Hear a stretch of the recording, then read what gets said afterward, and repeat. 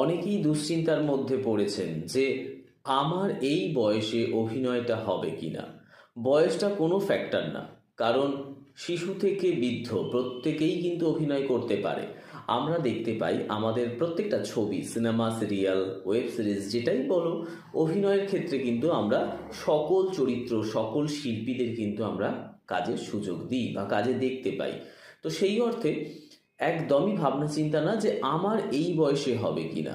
অনেকের বয়স খুবই মানে অল্প, শিশু শিল্পী যারা, হ্যাঁ, 3 বছর, 4 বছর, 5 বছর, তো তেনার সেই বয়স থেকে অভিনয় শিখতে পারে, কারণ শিশু শিল্পী হিসেবে বহু চরিত্র আমাদের কাস্টিংয়ে থাকে।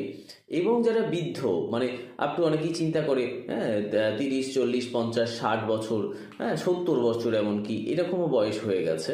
তো অবসরপ্রাপ্ত এরকম বহু ব্যক্তি আছেন যেনারা এই শিল্প জগতে এগোতে চাইছেন যে আমি বাকি সময়টা শিল্পের মধ্যে দিয়ে কাটাবো। তো সেটা কি আমার দ্বারা সম্ভব?